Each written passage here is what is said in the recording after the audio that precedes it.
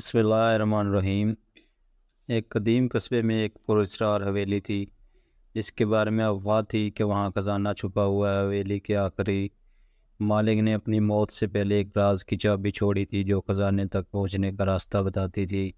قصبے کے لوگوں میں سے کوئی بھی حویلی کے اندر جانے کی جرت نہیں کرتا تھا سوائے ایک نوجوان کے جس کا نام عمران تھا۔ عمران کو پرانی چیزوں اور رازوں کا شوق تھا اور وہ حویلی کے راز کو جاننے کے لیے بےتاب تھا۔ ایک رات عمران نے فیصلہ کیا کہ وہ حویلی کے اندر جائے گا۔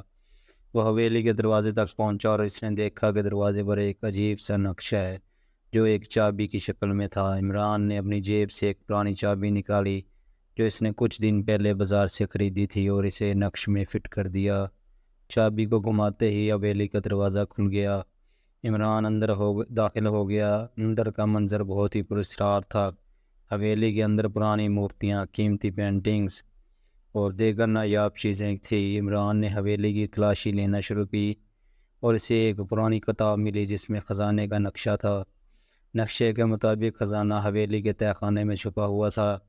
عمران نے تہہ خانے کی طرف قدم بڑھایا لیکن اچانک اسے ایک عجیب سی آواز سنائی دی۔ وہ آواز اسے حویلی کے ایک پوشیدہ کمرے کی طرف لے گئی جہاں ایک بوڑھا آدمی بیٹھا تھا۔ بوڑھے آدمی نے عمران کو دیکھ کر کہا، میں جانتا تھا کہ کوئی نہ کوئی ضرور آئے گا جو حویلی کے راز کو جاننے کی کوشش کرے گا۔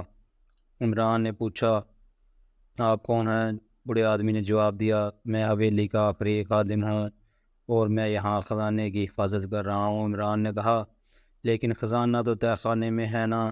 بوڑھے آدمی نے مسکرا کر کہا، خزانہ صرف دولت اور سونے کی شکل میں نہیں ہوتا، اصل خزانہ علم اور حکمت ہے جو اس حویلی کی کتابوں میں محفوظ ہے۔ عمران کو اس احساس ہوا کہ اصل دولت مادی چیزوں میں نہیں بلکہ علم میں ہے۔ وہ بوڑھے آدمی کے ساتھ بیٹھ کر حویلی کی کتابوں کا مطالعہ کرنے لگا اور وقت کے ساتھ ایک